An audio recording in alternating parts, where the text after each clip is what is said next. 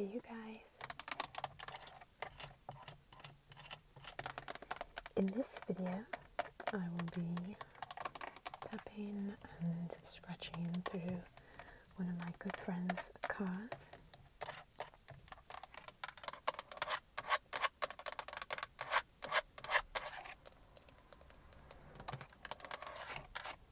She has a Honda, and you might hear cars going by once in a while.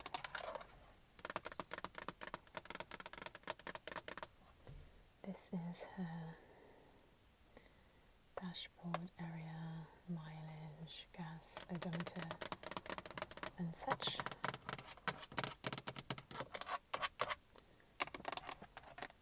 She's got this cute sticker here of a little octopus.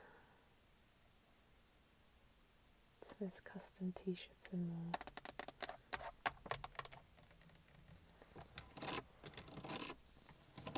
Here's the vent, and they have a device here for holding your phone up while you drive, so it can give you directions, etc. This is for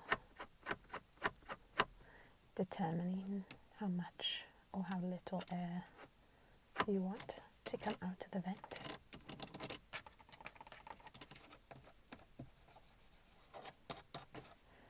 And down here you can control the mirrors and move them about so they fit your needs. Those are my shoes down there. I'm sitting cross-legged. And this is cruise control, I'm guessing. Usually Honda's this is cruise control, so actually I don't know what the other is or if it's similar. But usually you can do cruise control from here. This is the window controls, so you can control them going up and down.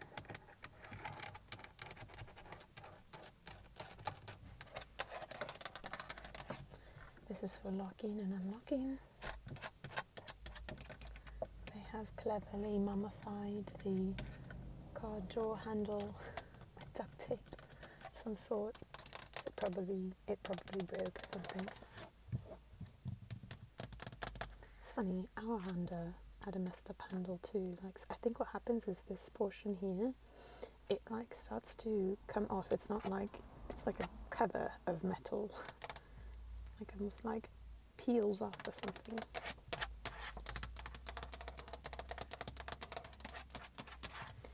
Still very nice material here on the side. I don't know what year this car is.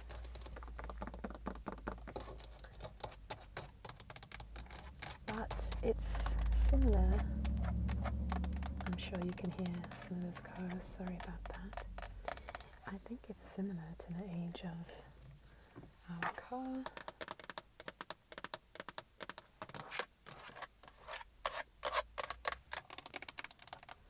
So it could be, 15 years old. Okay, I love this section on car tapping videos. She's got a little pink rhinestone here for the volume. This is for changing the channel on the radio.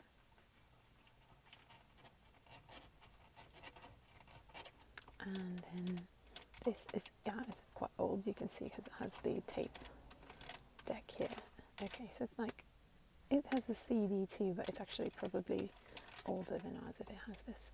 But they've got this portion here, this wire that can help adapt to, you can plug it into your phone.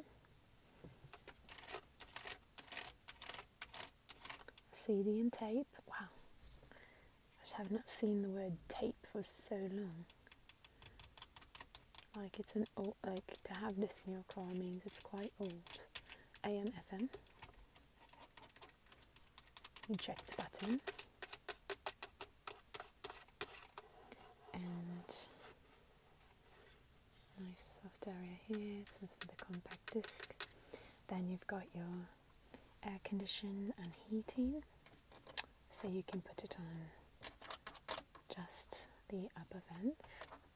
You can do both chest and feet, just feet, and this is defrost, and it looks like in this case you can do defrost and feet.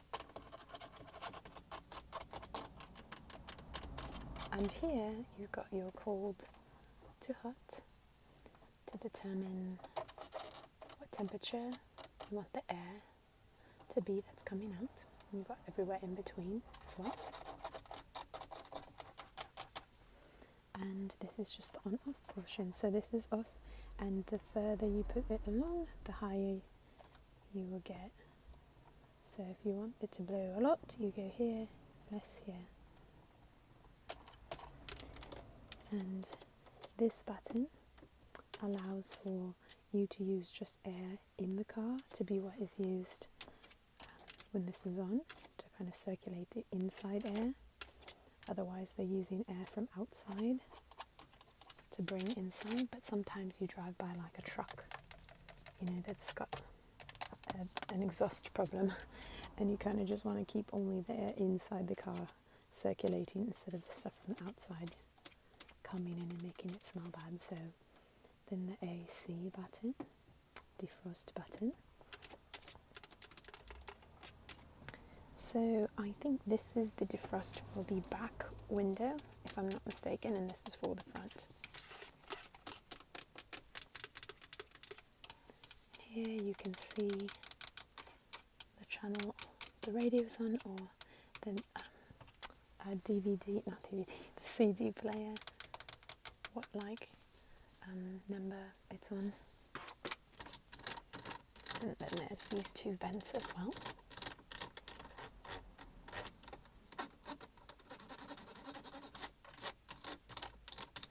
So there's these two in the middle, and this is the emergency button that you can push if you are stuck in a precarious situation.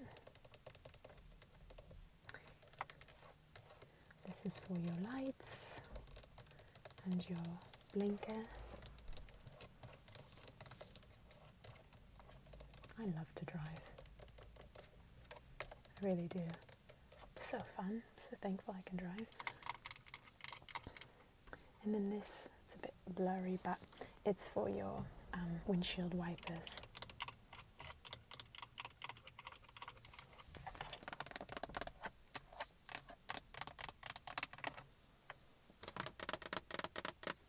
One, two, three, 4, 5, 6, 7, 8.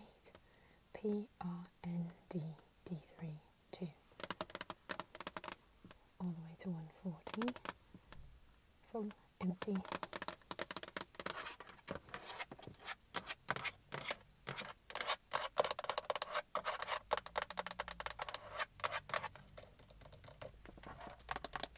Okay, I'm going to bring you to the other side and to the back seat too. Okay, so we are on the passenger side in the front seat. They have a vent as well, and you can determine if you want lots of air, less air. Down here,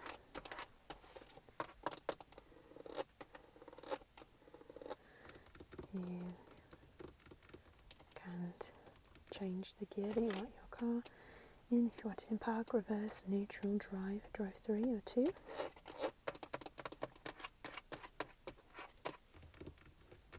I always want to call this your stick shift, like shift, but in this case it's not shifting, so just like a handle.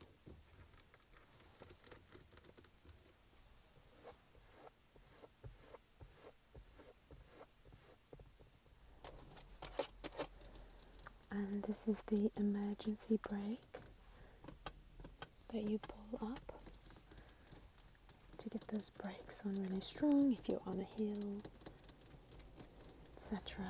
In parking where you need to turn your tyres in or out to make sure that you don't roll down a hill. Wow, that does lead to a great story. I just realised.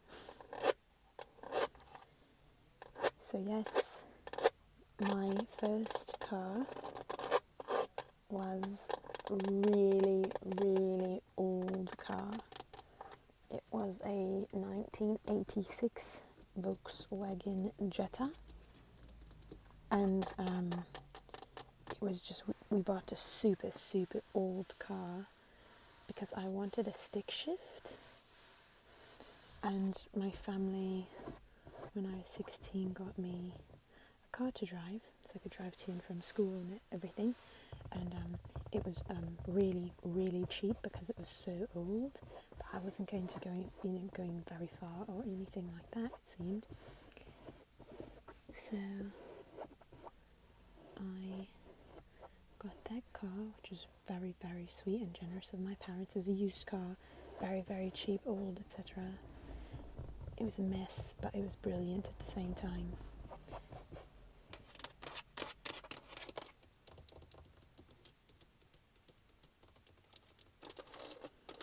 And yeah, I drove it for a really long time.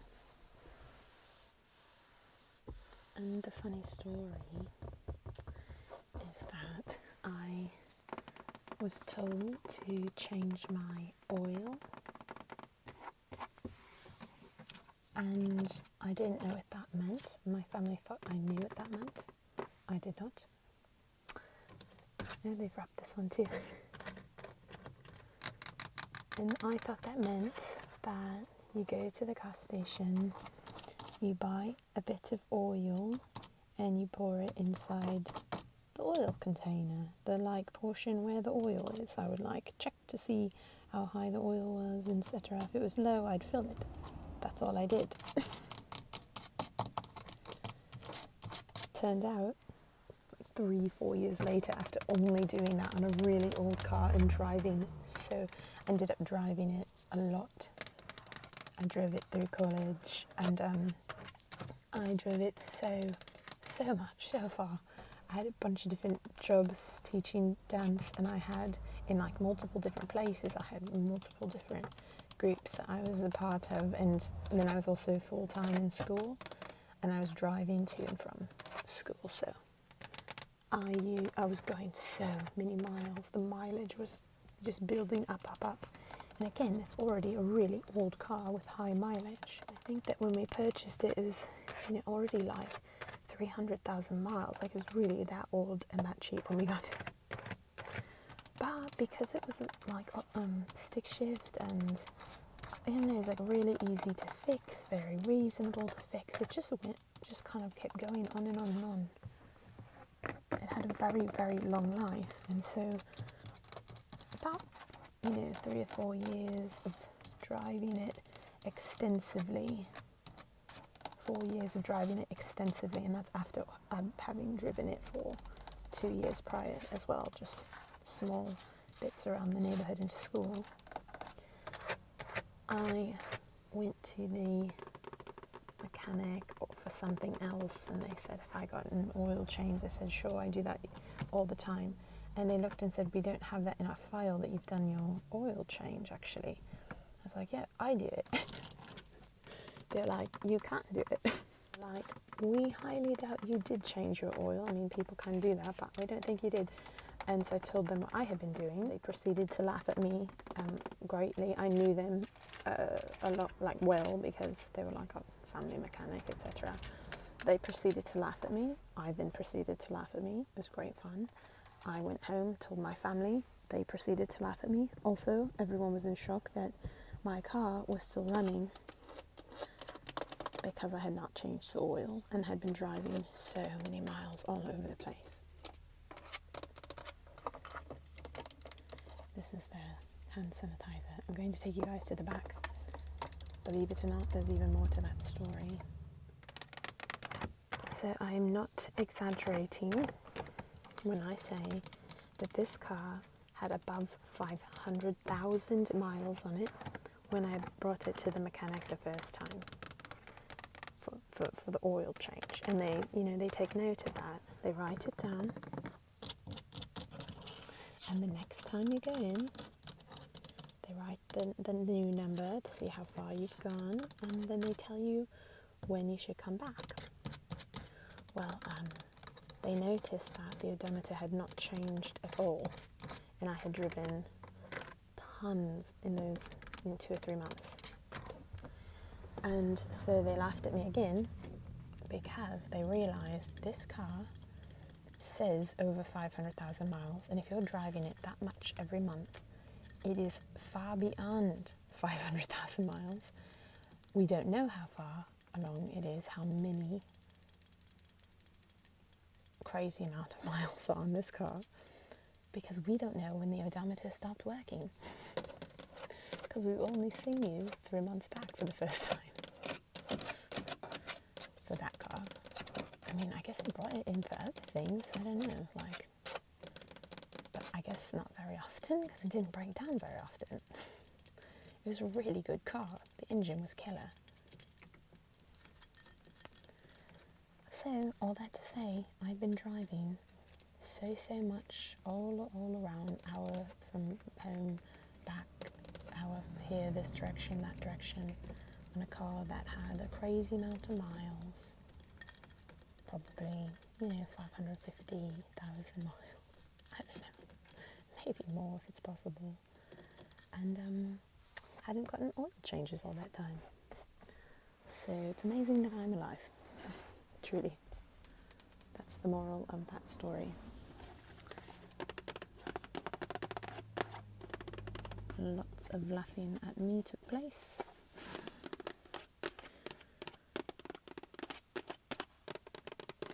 And it was great. So yeah, this is just the back of the seats. Not a lot to see here. But I hope that you guys enjoyed the video.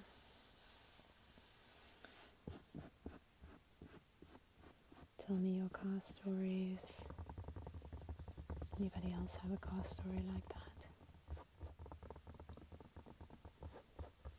If you do, let us know in the comments, and we will all have good fun laughing at each other. Okay, you guys, thank you again, and I hope to see you next time. Bye for now.